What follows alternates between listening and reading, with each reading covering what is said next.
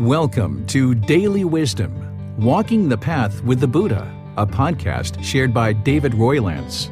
This podcast is dedicated to guiding you to completely eliminate the discontent mind and the suffering it causes by attaining enlightenment.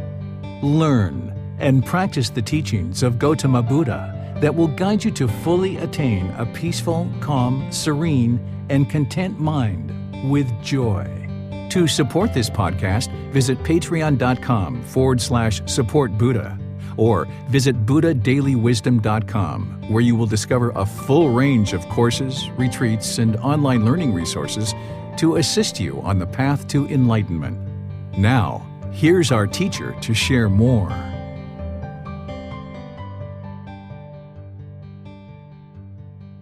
Sawadee Kap. Hello and welcome to Daily Wisdom, Walking the Path with the Buddha. Today is our group learning program where we're studying the teachings of the Buddha in this program, which is over a 7-month period. And each Sunday we go through a different chapter in the book, Developing a Life Practice, the Path That Leads to Enlightenment. Now we're on chapter 21, which is titled Do No Harm. What is the future of our planet? So thank you for joining. I'd like to kind of guide you guys in a discussion today, which is a bit different than what we will typically do in this class. Typically what I'll do is I'll share teachings with you and teach you what's actually in the book. But in this particular chapter, the way that I do it is I just let you read the book either before or after class, and then I guide you in a discussion. But before I do that, let me just share a few things to help kind of prepare us for the discussion that we're about to have. And I view all the classes that we have as a discussion rather than a lecture or a discourse or anything like that. It's more of a discussion of me sharing the teachings with you and then you guys asking questions about them. But today it's going to be a true discussion where you guys are going to probably be doing most of the talking. So this particular chapter, Do No Harm, What is the Future of Our Planet? It's in the book as a way to help you understand and help bring to your awareness the decisions that we make on a day-to-day basis that can be impactful to the planet. Now, a lot of people think about climate change and this particular topic of climate change as being a political issue. And I don't view it that way at all. I view it as if somebody is interested to move to a higher consciousness or to enlightenment, they are interested in cultivating wisdom, and they're interested in seeing the truth for themselves, and they're interested in making decisions that are not impactful or harmful to other people, ensuring that when we make decisions that we do so in a harmless way. And that's why the title of this chapter is Do No Harm, What is the Future of Our Planet? Because over the last 100 years or so, we've done a lot of harm to our planet through not having the wisdom to understand what it is that we were doing. In the last 120 years, we've invented a lot of substances and a lot of chemicals that didn't exist 200 years ago or 500 years ago, surely not 2,500 years ago during the lifetime of the Buddha. So there wasn't the potential or the ability for things to get polluted in the way that there are now. So in the 4.5 billion years of history that we think that this planet has existed, in the last 100 years, 120 years, this is like a blink of an eye. In a very short period of time, we have created a substantial amount of progress in technology, but also we've created a lot of chemicals and substances that we didn't realize were going to actually harm the planet. And somebody who's making their way to enlightenment, while you don't necessarily need me to teach you about climate change because I'm not a scientist, and you don't necessarily need me to teach you how to make wise decisions related to improving how we interact with the planet so that we don't do harm, what my goal of this particular chapter was just to raise to your attention the understanding that not only do we need to make wise decisions to ensure we're not harming other beings or animals or humans or other beings throughout the cycle of rebirth, but we also need to be aware of any decisions that we're making related to the planet, because we're going to experience the results of our decisions, just like the natural law of karma. Whatever we put out is going to come back to us. So over the last 120 years or so, we've heavily polluted the planet with all kinds of different substances, and we see that all around. And just sharing a little bit of background from my life and kind of what I've observed just in the short time that I've been in existence is, when I was growing up as a child, I used to skip school. Sometimes when I was in like second and third grade, me and a friend, we would kind of skip school. We would hang out in the woods and walk around and do things, not going to school. And we would actually drink out of the creek with our hands, or sometimes we put our mouth right down into the creek. We only lived about 30 minutes outside of Washington, D.C. And that's how we drank and made sure that we were hydrated. Then we used our lunch money to buy some little bit of food at 7-Eleven or something like this in order to be sure that we were drinking water and eating, because we couldn't go home because our parents were there. So that's how we sustained ourselves as we were skipping school. But I'm almost certain that if I went to that same creek today, that there's no way you could drink directly out of that creek. It would be heavily polluted with different substances that we have invented and then unfortunately have dumped into our water sources.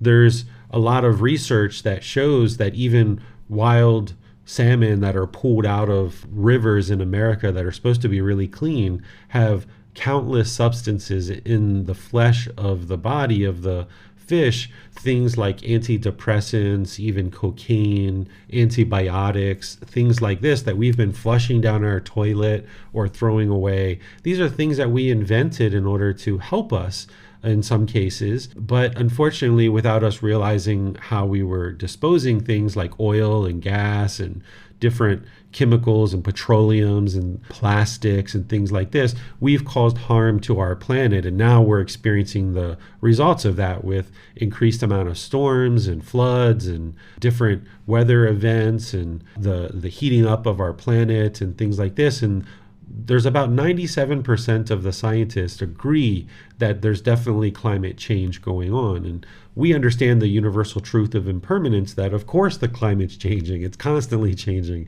It's not fixed, right? But there's 97% of the scientific community is agreeing that there's been drastic changes to the environment, that if we get to a certain point, it's irreversible. And I think that if you can ever get 97% of any population of people to agree to one particular thing, that's pretty substantial, because it's very rare that 97% of any particular community would agree to any one particular thing. But here we've got 97% of scientists that are agreeing, yes, there's been drastic changes to the climate that will be irreversible if we continue on this path.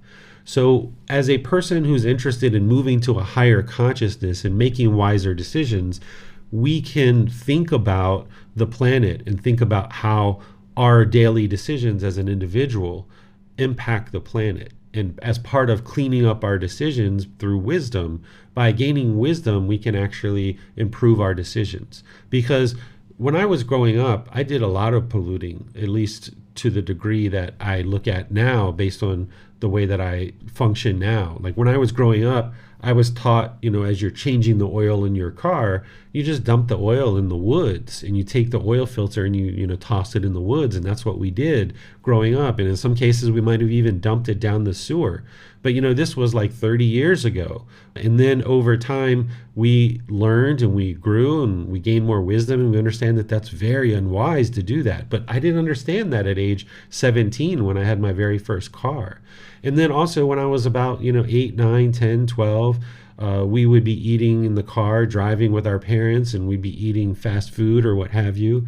And we had trash, and we were taught to just toss the trash out the window. This was in the 80s when I was growing up. And then over time, we realized, like, gosh, if we keep doing that, the whole road system and the planet's getting dirty. And we started having these things in America where people adopted highways, and there was a public educational campaign to educate people not to throw trash out the window. And now, I wouldn't even think about throwing trash out the window. But the reason why I'm able to think that way now is because of wisdom. I didn't have that wisdom when I was a child, but over time, it gradually evolved and we learn more wisdom and we make wiser decisions. And there are certain things in our life that we have all learned, and that we might be practicing in terms of how we're choosing to conduct ourselves in daily life. And these ways that we're choosing to now function that maybe is helping the planet, we can share this in a discussion with each of us, that whether you're on Facebook or YouTube or Zoom, I would like to invite you guys to be able to share what it is that you're doing in your life. Rather than me teaching you all the things that I do, I like to use today's class to be able to provide you guys an opportunity to talk about things that you've learned about and things that you're doing in your life, because in doing that, we can all maybe learn a little bit from each other. And when we learn a little bit about what each person is potentially doing, we might hear certain suggestions that we like or that we think would be easy to implement, and we might choose to use those in our own life as well. Because sometimes the way that we think about kind of improving something like climate change is we might think that all of us have to get in the room, we all have to agree on a set way of doing things, and then we all have to leave. Meaning all of us, meaning the whole planet, which is impossible. Instead, what we can do is we can share wisdom as a community. And by sharing the wisdom of the things that we're actually doing in our own life, then as we hear things that we're like, oh, I really like how Tony does that, or wow, Tonka had a great idea there. I think I'm going to start doing that too and add that to what it is that I do. So by sharing like this, we can all adopt new understanding and perhaps learn some wisdom from each other. So that's what our class is going to be today. It's just giving you guys an opportunity to share what it is that you're doing to make wiser decisions in your life that are better for the planet.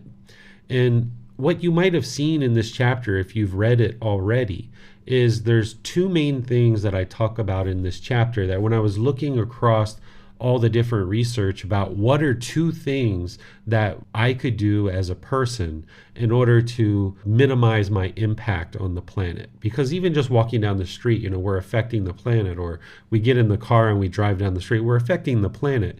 But how can I minimize whatever impact that I have? And there were two things that I saw across all the different research that I saw. And they're really easy things that if we understand them, we can practice. So I'll start by sharing two things that I uncovered and I put in the book. And then I'll invite all of you, whether you're in Facebook, YouTube, or Zoom, to share what it is that you do. And you might have two, you might have one, you might have 4, 5, 6 that you'd like to share. So the first thing that I saw that all the researchers and all the scientists agreed on that each individual one of us could do that would drastically improve the health of the planet is just to not waste food. This was huge when I started thinking about this. They said, essentially in America, about 40% of all food that is produced goes to waste, meaning we only eat 60% of the food in a place like America.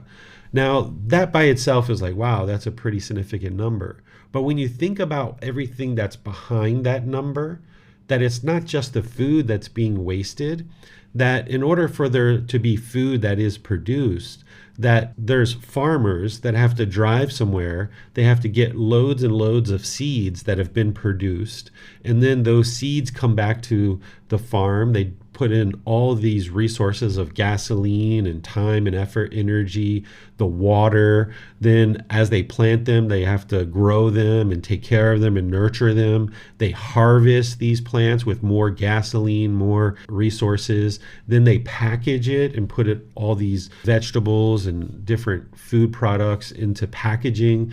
Then they're transported to the store. Then the store has to put them into the shelves for people to be able to purchase them. Then people have to drive to the store, purchase things, take them home. So there's all these resources of time, effort, energy, and resources with gasoline and tires and rubber and all these things. So that means that the 40% waste number isn't just that the food's being wasted. It's all this time, effort, energy, and resources. 40% of it is being wasted. And if we look around the world, we see that there are certain places that have famine, that don't have enough food for the population of people right now, where if we just ate all the food on our plate and ensure that we're not wasting food, this really would help to reduce the amount of impact that we have through our own personal decisions. So this is why when you get to the end of the chapter, if any of you guys saw the picture that I put there, it's just an empty plate with a fork and a spoon. And I thought that was a beautiful picture. So I just took that picture of an empty plate at the end of a meal because I think that that represents something of beauty, that we can have a certain meal and then we can eat all of our food and we know that we haven't wasted any resources going into producing this food. Here in Thailand, I don't see food getting wasted. It's very rare that you see something like that because people are going to eat the food, they're going to share their food with other people, they're going to have animals that are around that they might feed the animals the food that's left over. So food doesn't really go to waste here in Asia. But I was surprised to see that in a place like America, 40% of the food is wasted. And that's probably true in other places too, like Canada or the UK or Australia and places like this.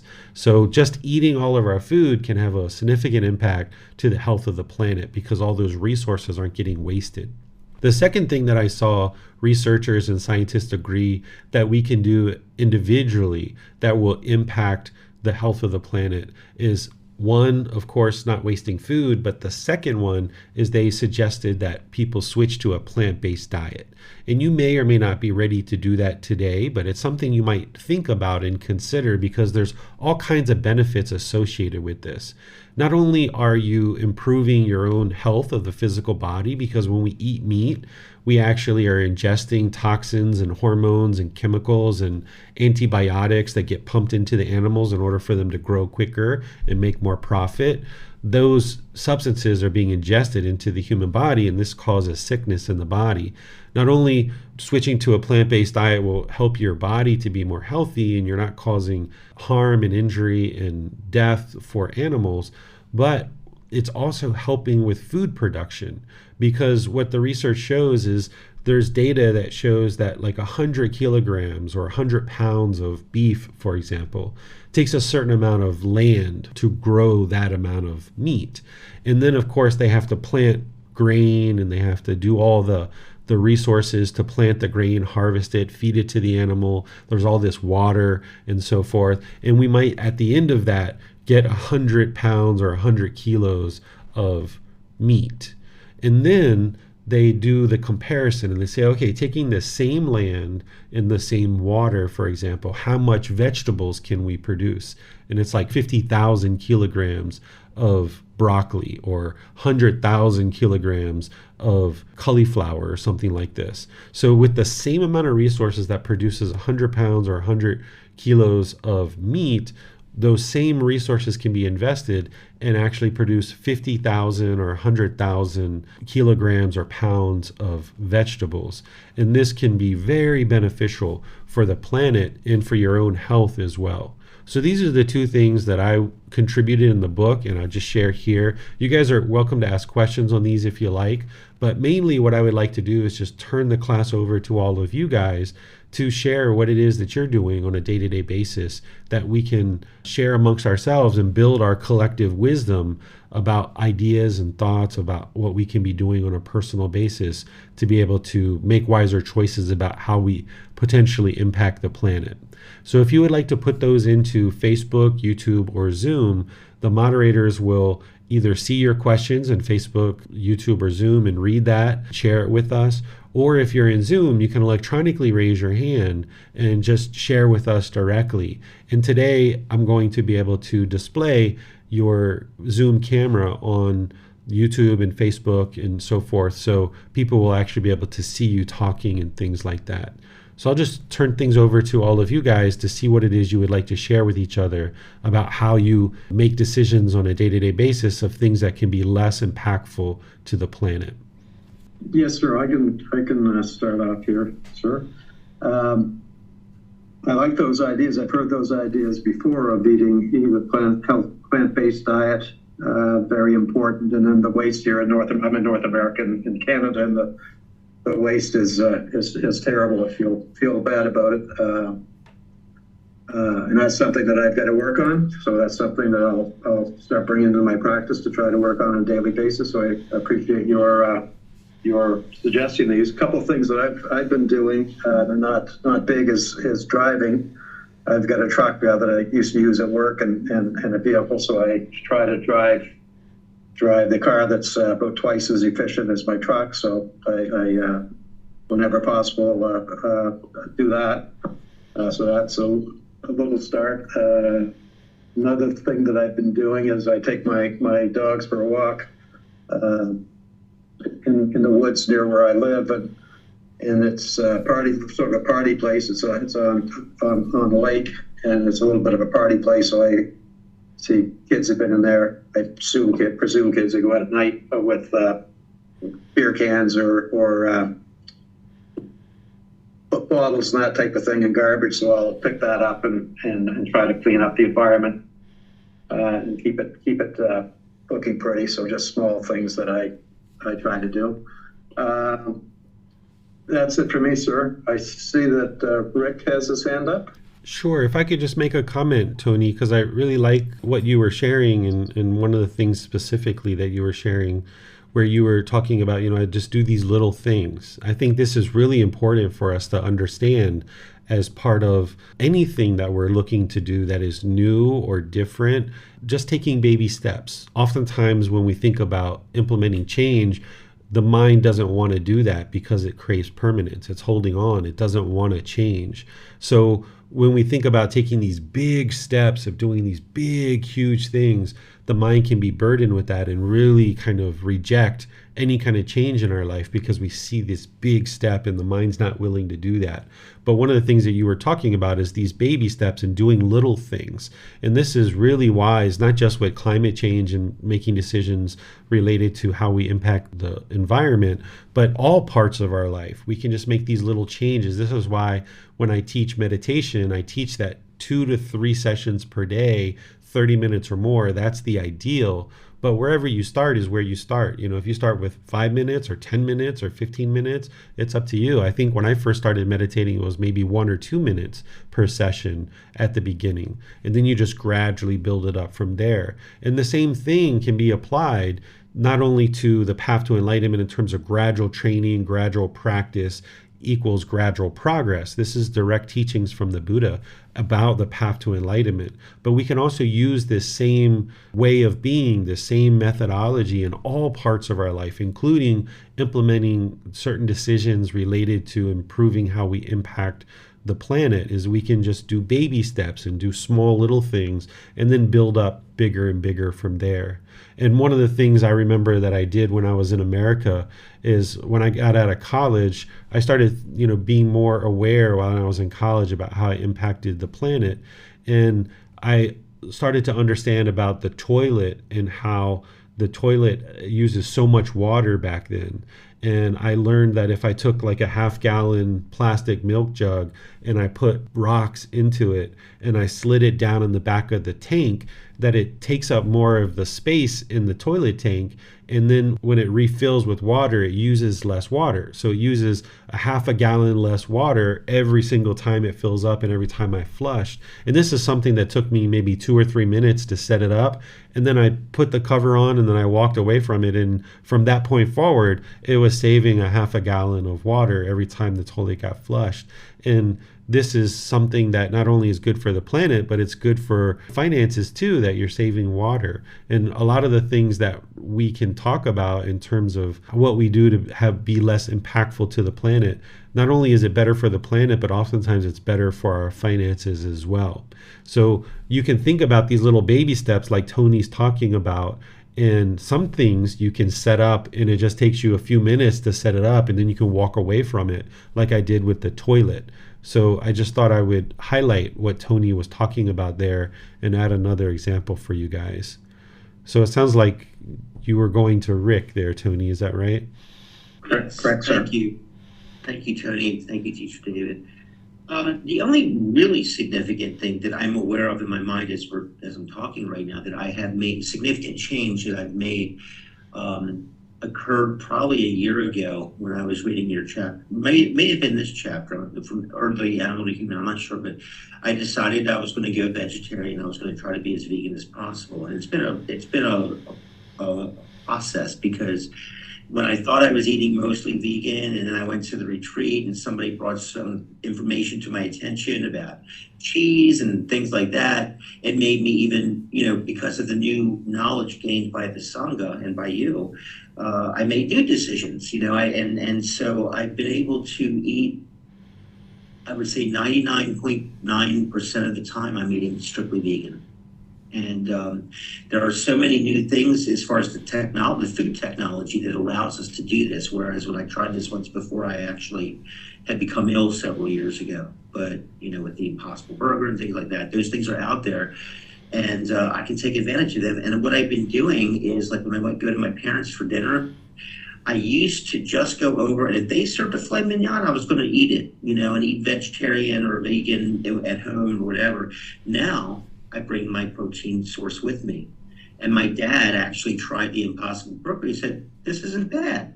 And he wanted to know if he could have more of it. So in the process, I was spreading more information to other people that I know, and they were starting to make changes, and that was really, really cool. I think the other thing I'd like to mention, since I've heard you guys talk about it, is I think the one thing I'm still struggling with, or one of the things I'm still struggling with, is that concept of less is more. And so I think the more that I put into my meditation practice and learn to let go, the more objectivity I have when I'm cleaning my house and giving things to people and practicing generosity and realizing I don't need all of this stuff, because the more things I bring into the house, the more I'm using and damaging the environment. So that's a future oriented. That's the thing I want to start working toward more. And I think that's it for now. Yeah, that's very true, Rick, that, as you make changes, as each of us make changes in our life, those changes influence others around us. And that's one of the reasons why you'll hear me say sometimes, that improving your practice, it's helpful for you, those close to you, and all of humanity. That, all of us are interacting with various people, and they might learn about what it is that we're doing. We were kind of talking about this a little bit before class, about how as we're navigating the planet, people might observe, like, wow, you've got a really good memory, or wow, I like how kind you are. You're so kind, or, you're so calm, or something like this. And this is a opening for you to be able to say, oh yeah, this is from my practice of the Buddha's teachings. And then people might be like, really? You study Buddhism? I didn't know that. Oh yeah, and you can kind of help them to see what it is that you're actually practicing. And then they get influenced. Not that you're trying to force them, or you're trying to control them, or you're trying to tell them what to do in your life. But when people observe the choices and decisions that we're making, they might decide that that's something that they would like to learn as well. And that's a opening for you to be able to suggest a book or a website or a Facebook group or this class or something like that. So that's wonderful that your dad is kind of observing some of the things that you're doing and choosing to go in that same direction potentially with his food and his eating. So yeah, thank you for sharing that, Rick. Yes, Sir Miranda has a question for him. Thank you, Tony. To stem off of what Rick was saying about less is more, I found that a really good way, excuse me while I, shyness. I found that a really good way to not only practice generosity by giving away the things that we do have that we aren't currently needing, that aren't necessary for us right now, and then also be beneficial to the environment, is to donate our things instead of just saying, well, I don't need this thing anymore, and then throwing it away. Taking it somewhere like Goodwill, Salvation Army, any of those type of resale stores that you might have around you. There are different names in different areas. And then also, while you're doing that, personally, I get 95% of the clothing that I wear from secondhand stores. And this kind of minimizes the carbon footprint that we're creating just by the clothing that we're wearing. And really, we don't need all brand new clothing. We can reuse clothing that other people have donated, that they've stopped wearing, outgrown, those type of things. And then for just some other different suggestions on different topics. As far as going vegetarian and vegan, there is an opportunity for us to do backyard gardening. This is something that I've done in the past on a decently large scale for the land that I was living on. There are different types of plants that can be planted close together or in containers, depending on what your situation is. And you can even talk with neighbors, and one person can grow, say, green beans, all green beans. The next neighbor can grow all carrots. And then at the end of your growing season, you can all get together and kind of swap and trade out, and then everyone can have a bit of what each person has grown. And this can reduce the carbon footprint of even being vegetarian and having to, as you pointed out, David, have the farmers go with their diesel-powered tractors and harvesters and everything, and then truck those to the store, and then people go to the store and cart the stuff back. And then in doing this too, you can also look into what your native plants are that support pollinators, because most plants are pollinated by insects, not by wind. And right now it's coming to light that our pollinators are really kind of facing a problem of endangerment. So if we can look into our native plants and plant some of those around too to support the pollinators, that could be helpful. And looking into front yard gardening as like a grass alternative. Lawns are a huge waste of water and really a waste of resources. If you think about all the houses down the street with all these lawns, they're not producing anything. We're just watering them and sometimes fertilizing them, using herbicides, pest control on them, weed killers. Some cities do have ordinances against that. And if you have a strong enough group of people, you can even petition your city to allow grass alternatives to be planted in front yards. So you can use that as another way of either planting vegetables or plants for pollinating insects. And then to go back to what you were saying, David, about food waste, being vegetarian, we can save our vegetable scraps and freeze them in a big, one of the gallon-sized freezer bags. And this too is something I've done in the past. And when you fill up a couple of those, you can actually use that to make broth, and then freeze that broth and then use that broth in your cooking later on. And learning to repurpose our leftovers. I used to have a problem with leftovers.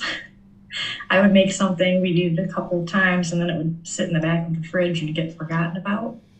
But if we can learn to turn those into different things to eat, so we're not getting bored eating the same thing over and over again, that can reduce our food waste too. And looking for imperfect produce at stores. Even Meijer's, which is a big grocery store here, they've started with their produce that's bruised or misshaped or different things like that. They put them off to the side still. They sell them for a reduced price, and they're like labeled oops produce. But we can buy those. They're still just as good. They just don't look as pretty, as appetizing. So that could be a way to reduce food waste because it won't be thrown away, and also help a bit financially too, sir. Yeah, these are great ideas, Miranda. The one that you were talking about with secondhand clothing, that's really popular here in Thailand, to be able to go places, and they actually have real stores. In America, secondhand clothing is mostly thrift stores and Goodwill and stuff like that. But here, they have well-established stores that sell all secondhand clothing. Even Bailan, his mom, took him yesterday to get a brand new pair of shoes. And the place where they bought the shoes, they said, be sure to bring those back when you're done with them, and we'll buy them back from you. And then you can use that credit towards another pair of shoes. So not only is it really common for people to buy secondhand clothing and shoes and things like this, but it's really common for businesses here in Thailand to purchase things. I know that a few years ago I needed a winter jacket because it was getting really cold. I was driving down the street with my motorbike and I was starting to get really cold. And there's places during the cool season that are selling secondhand jackets. And I just pulled over and got a big brand new, or not a brand new, but it's secondhand, but for me it was new, winter jacket. It was only $10, where that same jacket I know in America would be easily $100 to $150 to be able to purchase that jacket. And in the past, I would have never thought about buying secondhand clothing because at that time, I was making a lot of money. I was in business, had all this money and income coming in. So, we just went and bought the most brand new thing. But now living a different type of life and having limited resources, secondhand clothing is like, yeah, sure. Let's buy a secondhand jacket. And it's really nice. And I enjoy wearing it. And it was such a small amount of money. And should I ever decide to not wear it anymore, I can actually turn it back in and probably get, maybe $3 or $5 back out of the $10 that I spent for it. So these kind of things are really nice here in Thailand. And as more and more people get used to this throughout the world, then maybe other business owners will open up businesses for secondhand clothing because, as you say, it's really good for the wallet that you are spending less money and you're getting these sometimes really good quality clothing that is just as nice as anything else that you might wear. So thank you for sharing those ideas. Yes, you're welcome, sir. Mm-hmm. Yes, sir. Tonka has a question in Zoom. Hello. I just wanted to share something that was interesting to me. Last week, my daughter and myself, we went to a consignment store, I believe they call it, looking for her wedding dress. And it was such a nice experience to see that we have nowadays that kind of stores. Like people that use those dresses bring it to that store, and then whoever buys the dress, then the profit is shared between the store owner and whoever brought the dress in. So my daughter was able to find a beautiful wedding dress for half a price, and that dress wasn't even worn at all because the lady changed her mind and she went with something else. So it was just a good way to see how people can share resources and benefit. It was a win-win for everybody in that situation. So like example with secondhand stores, it's amazing because personally, I have a rule. I can't bring anything in my household before I get rid of something else. So once every few months, I clean my closet, I clean everything. I take to secondhand shop whatever I don't need, and I may get so many items from there if I need something. I watched a very good documentary on Netflix that was showing how much trash we have from clothing, trying to follow the trends with clothing causes so much damage, and how much people struggle. People that make that clothes, how they make their living on few bucks and like just sewing, and it was kind of eye opener in that regard. So I'm very careful with buying my clothes now, and I try to do it secondhand. Also, I noticed how all this is related, if we are minimizing our expenses, it's beneficial, obviously, money-wise, but also, if we are just buying produce, mainly produce, if we are not buying packaged food, processed food, usually it's beneficial for our health as much as it's environment friendly, and financially we benefit. So it's all kind of win-win. And also, a few years ago, I sold my car, when I moved, and I noticed everything was around in kind of 15 minutes walk radius from me. I have 3 grocery stores and my workplace is 15 minutes walk. And I decided to see if I can live without the car. I sold my car and I put money on the side thinking, if I need the car, I'll go and buy one. But I want to give this a good go and see if I can live without one. And it's been 2 years I've been without the car and I'm happy, I'm saving money, I'm walking a lot, which I believe my health benefits, and it's good for environment. So I did notice like it's just a win-win on every aspect, and it's amazing. So whatever is good for environment seems to be good for our health too, and for our finances. So it's amazing, really. Yeah, this is where we can see the natural law of karma, right? That when we make wise decisions, they produce wholesome outcomes. That when we're causing harm, then harm comes back to us. So that's what you're saying there is like when it's a win-win, it's whatever is good for the environment is good for our health as well. That's the karma. There you can see the natural law of karma. So thank you for sharing that, Tonka. You're welcome.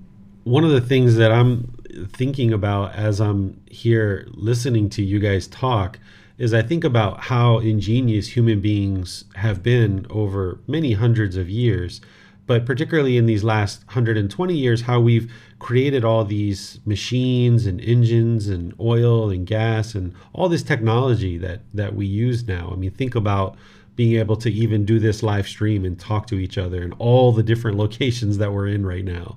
This wasn't possible, 15, 20, 30 years ago, but we've got technology to the point where we can all connect from all these different parts of the world and have a conversation like this. So the human mind is amazing when it's put to use towards something wholesome and something good. We can be so ingenious and come up with all these different ideas of how to make the world a better place. And what you guys are sharing is exactly that, is once we realize, oh my goodness, our decisions have been going to harm the planet. The decisions we've been making have been harming the planet. Let's improve that. And now as a human species, we can actually start putting our human mind towards making wise decisions that are beneficial to the planet. And you get things like Tonka, not having a car, or going shopping and being able to purchase a wedding dress where it was not a brand new wedding dress and it was less expensive. And just that person who was ingenious enough to create a business where people could put their wedding dresses on consignment. This is ingenious. When we think with our mind about the goals that we're trying to accomplish and not causing harm, then we can put our decisions towards things like this. And we've been so ingenious over the last 120 years. There's no reason why over the next 120 years, with more and more wisdom, we can make wiser and wiser decisions that lead to better and better results. Where in the past, we were unknowing of true reality. I didn't realize at age 17 that dumping oil into the woods was harmful. It's just not something we ever thought about. And until we did start thinking about it, then it's like, oh yeah, that makes so much sense. Why didn't I think about that? Let me stop dumping oil in the woods, and we learn how to do things better. And that's what life's all about, is gaining more and more wisdom. And that's what the path to enlightenment's all about. And what you guys are sharing is really helping us all to get ideas about how we can improve our decision making so we'll be less impactful to the world. So who's next, Tony? Yes, sir. It looks like that's all the questions that we have right now. So let me check. Yes, that's all the questions we have right now, or not questions, but people we have right now, sir. Okay, it looks like there's a few hands. Just hold on a second. Brandon just raised his hand. Okay. Yeah, I just wanted to chime in quickly, because the few things that I had have already been said by Greg and Miranda, but I became a vegan/vegetarian 2 years ago, and found that it's the main reason why I did it was because of the harm that, and all the waste that happens, with us harming all of the animals, and livestock, and how much of that,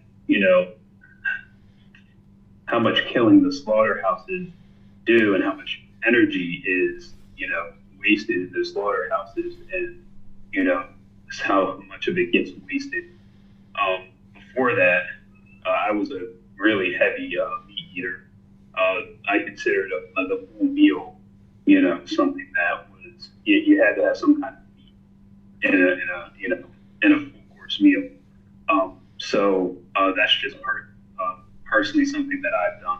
Along with, I try to recycle like as much as I possibly can. I have a big family, and we could easily produce a lot of waste. So that's very important for me to stay on top of, is that we're not wasting a lot of things that are not going to biodegrade into the earth. But other than that, I was just listening to everyone else, and there's a lot of other great ideas I want to incorporate as well. So, but that's all I had. Thank you, Brandon. Nice for everybody to get a chance to meet you. I think that this might be the first time you open up your camera for everyone, yeah? Yeah, it is. Yeah, welcome. Nice to meet you. Well, I've met you, but nice for everyone else to meet you. Yes, thank you, sir. Miranda has her hand raised. Yes, thank you, Tony. I actually had a bit of a question for anyone listening, really. I'm attempting being vegan. My one hang-up has been eggs. They've been my main protein source, aside from meat alternatives and tofu and these type of things. But I'm looking for an alternative to eggs. I did discover just eggs, but they're this little tiny, a few ounces bottle, and it's $5 a bottle where I'm at. And that's a bit too expensive for the way that I am living. So if anyone has any suggestions, like egg substitutes that are still higher in protein, but not $5 for a few ounces, that would be good. If anyone has any suggestions for that. And then I did have a unique opportunity to be living in a fifth wheel for close to a year, 9 or 10 months last year. And in doing that, what was noticed was there's a lot of wasting water, as you were talking about before, David, that normally would go unchecked. There was a 30-gallon water tank on board this fifth wheel. And one of the first days we were there, we were trying, we thought, to be mindful of how much water we were using. But throughout the day, drinking, washing dishes, cooking, those types of normal activities, the person that I was in the fifth wheel with went and took their shower, and then I went to go take a shower, which I don't take long showers. And when we were doing, at least I was, the get wet, turn the water off, soap up, turn water on, rinse. As I was rinsing off, we ran out of water, and it was nighttime, so I ended up soapy until morning because it was very dark. But if we can be more mindful of the water that we're using just day to day in the activities we're doing, like cooking, washing dishes, brushing our teeth, showering, that would really help a lot. Because once we became more mindful of it, and with trial and error, started using less water, we then only had to fill the tanks up once a day instead of once in the morning and then once towards evening, to ensure that we had enough water for the rest of the evening. So if we can be just mindful of little things like that, that can make a huge impact. Yeah, that sounds like a great idea, Miranda. I have a question for you guys too. Is here in Thailand, LED lights are really big. Is that becoming really big in the US? Like when you guys go out to the store, is like the primary lighting source that you guys look to purchase LED lights? Miranda shaking her head yes. Okay. I was just curious because, I've been here in Thailand for so long and I haven't been in an American home improvement store in a very long time. But I noticed ever since first coming here that LED lights are used quite a bit throughout Thailand. This is another way to conserve energy, right? You're talking about conserving water, conserving electricity by using LED lights. They last longer, they use less electric and all that good stuff. So it looks like, I'm not sure if Tony's still on. It looks like we have some more. Yes. Okay. Hopefully I pronounced the name correctly. Rudinda has a question. Rodina. Rudina, sorry about that. Rudina. Hi, everyone. It's been a while. Hello. And Todd. Todd is over here. He's saying hello. Hello, guys. Congratulations on your engagement. Thank you so much. Thank you. Yeah, he proposed in Albania when we were on vacation with our parents. Mm-hmm. So it was nice to do. So both parties are there. But I'm grateful. I'm sorry we've been MIA, but I was glad today I had this calling. I said, okay, it's going to 9 o'clock. I'm like at 10 a.m. Dave is going to be on with the team.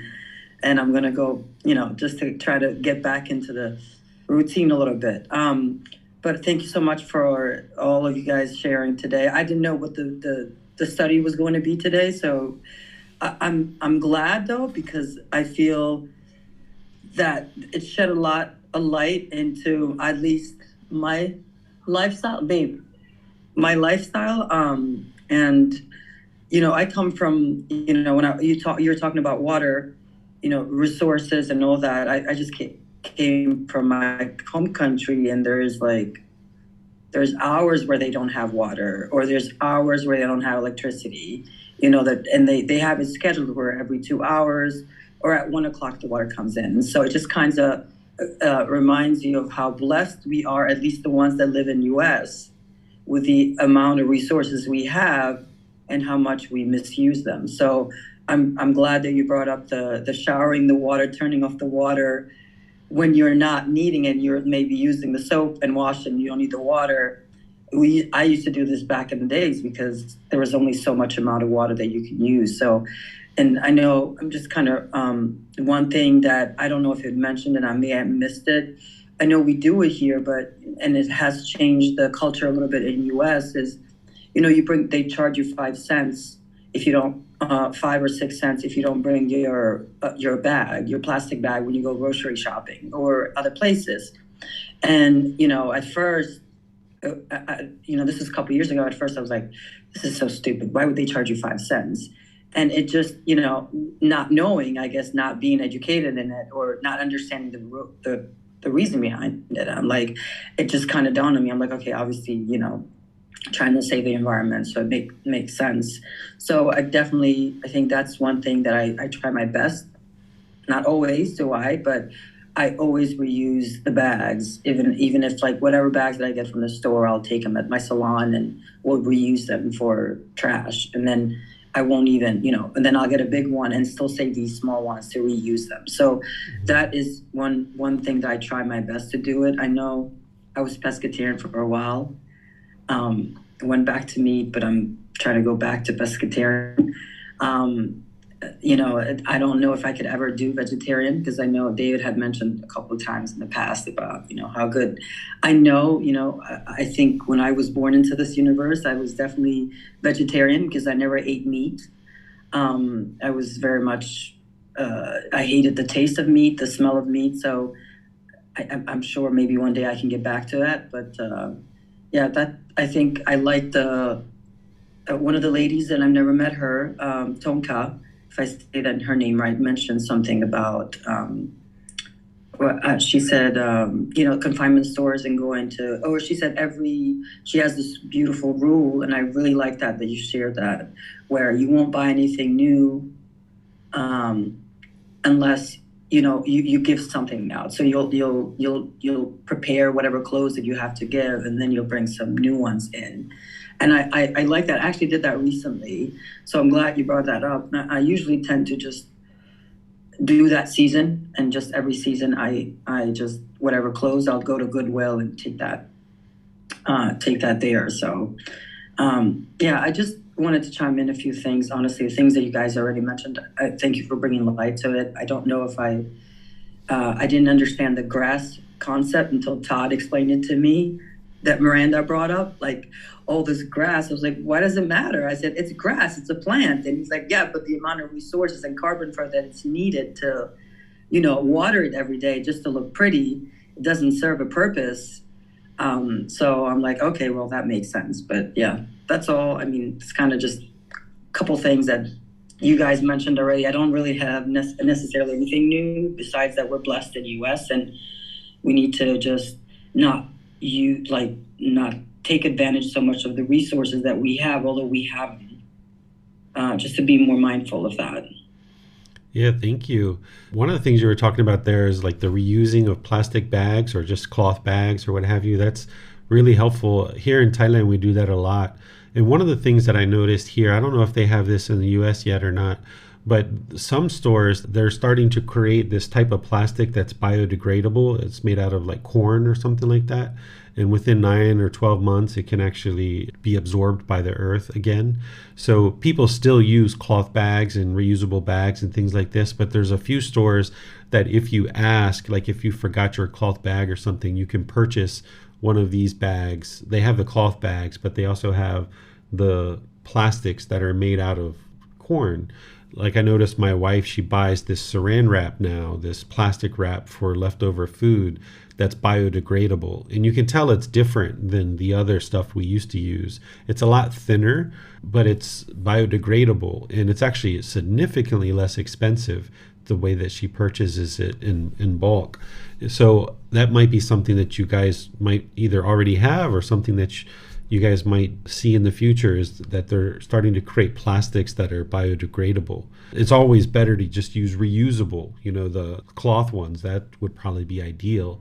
But just be on the lookout that even things that you might need plastic for, like plastic wrap for leftovers and stuff, there's some manufacturers who are starting to make biodegradable plastic wrap. Thank you, sir. Rick has his hand up. Yes, sir. Thank you. I'm not going to show this on the screen because it got damaged, unfortunately, but I wanted to reply to Miranda's query.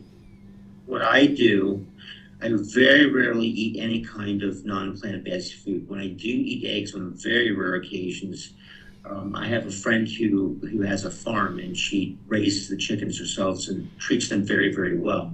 So, and I need to have protein because I'm diabetic, and if I don't have the adequate amount of protein, my sugar is significantly less.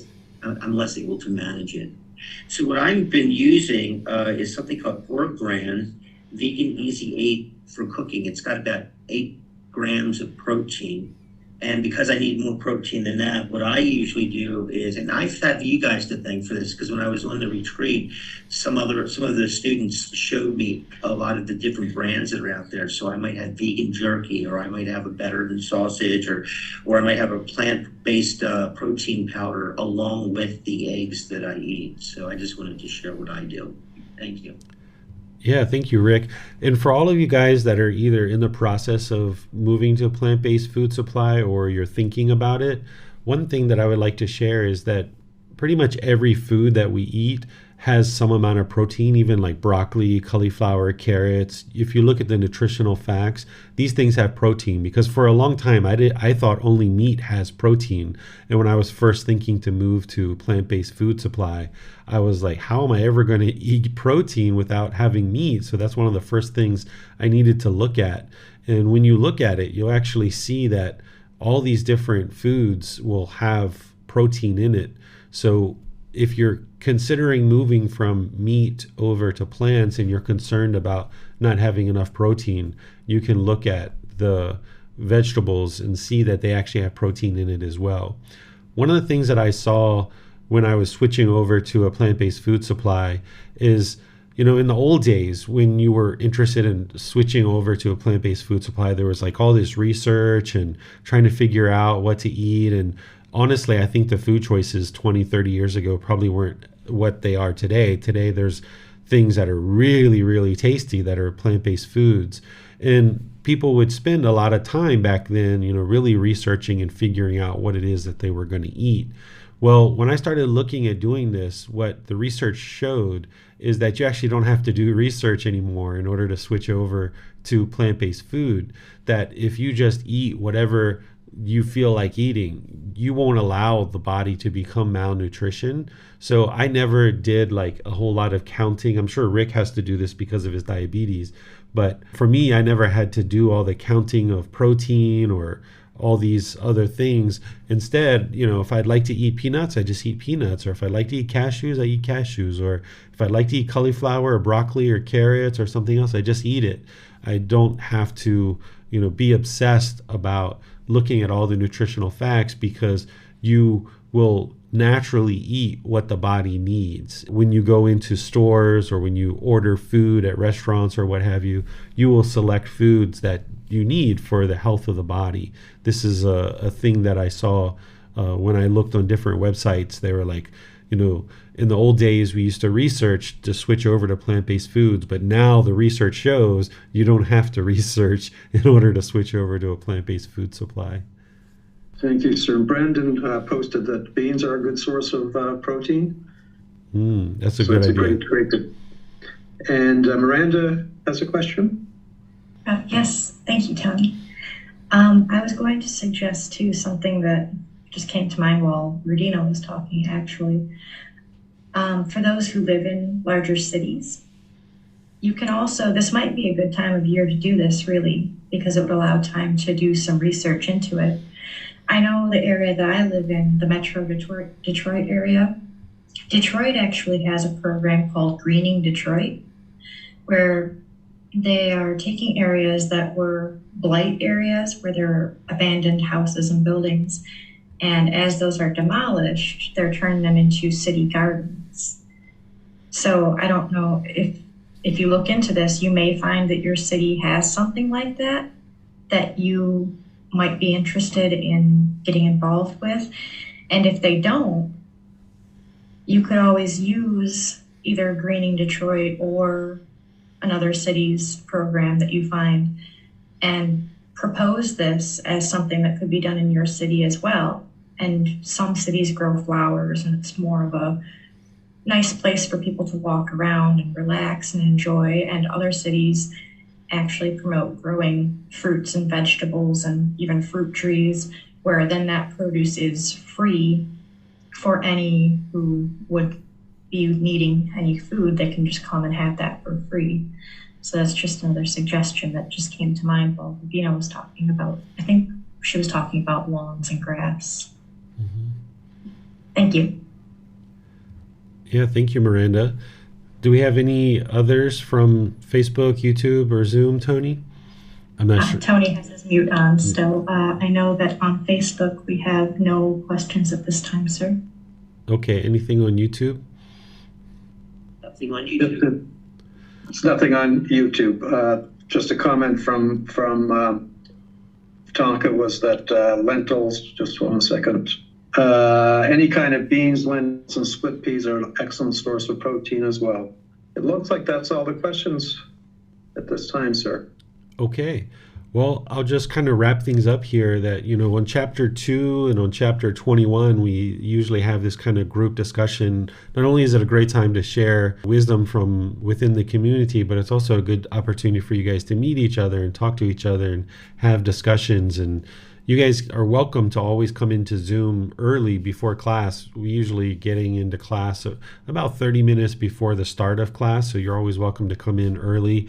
And if you're the first one in, it'll only be a matter of a few minutes probably before somebody else joins. So there's usually some kind of conversations going on prior to class. So this is a really nice part of being a part of a community, is that you get to meet each other and build relationships and get to know each other. This can be a really nice aspect of joining together in a class like this. So even though we're all in different parts of the world and we're having this online community, we do come together for retreats and different things at different times. So it's kind of nice to come together online as well, that you guys are welcome and invited to be able to do that. Even each week as we come together on Wednesday, Saturday, and Sunday for classes, you can join a little bit early. So next week in our class, we're going to be on chapter 22 in this book, Developing a Life Practice, The Path That Leads to Enlightenment. In chapter 22, it's titled Mental Health a modern day delusion. This is where, if you've already been studying the other parts of the book and you learned about what's causing things like anger and sadness and frustration and all these other things, what I'm going to help you see is how a lot of the things that we're terming mental illnesses today are actually just an untrained mind. Things like ADHD. This is, typically somebody who's labeled as not being able to be focused or concentrated, and they have a lot of hyperactivity. But when you train the mind, you actually see that those symptoms are completely eliminated. Oftentimes we're taught that this is a brain defect and that we're going to be this way for the rest of our life. That's permanence, right? We know that this isn't true. So I'll give you some teachings next week to help you be able to see how all these things like depression, bipolar disorder, schizophrenia, personality disorder, narcissism, things like this can all be traced back to pollutions of the mind that the Buddha discovered 2,500 years ago. And when we train our mind and we eliminate these pollutions, you'll see that you or your loved ones aren't actually mentally ill. While right now you may be taking medicines, or your loved ones might be taking medicines for these certain things, when you learn what's actually really causing the mind to lack concentration, or when you understand what's causing the mind to be sad, then you can also eliminate these symptoms as well. So I'll guide you guys through that and help you learn. If you'd like to read that chapter beforehand, there's much more detail in the chapter than I'm going to actually be able to teach in the 2 hours that we tend to come together for, the hour and a half. But I will walk you guys through that chapter and helping you see more and more clearly that we can actually get liberated from the expense and the taking of the medicines that we take. It doesn't mean everybody's going to necessarily do that, but if you're interested in learning how to do that and why it's possible for you to do that, then I will teach it to you as part of chapter 22. And then this Wednesday, I will share with you breathing mindfulness meditation and guide you guys in a session of breathing mindfulness meditation if you'd like to come together for that as well. So thank you all for joining for today's class. We'll see you in one of our future classes. Have a very lovely and wonderful rest of your day. Sawadee ka. Thank you for listening to this podcast. To provide support for this podcast, visit patreon.com/support Buddha. To access more teachings, visit buddhadailywisdom.com. There, you will discover a full range of courses, retreats, and online resources to assist you on the path to enlightenment. Remember to establish a daily, consistent meditation practice, along with learning and practicing these teachings. A well-developed meditation practice is the foundation in which to train the mind to attain enlightenment.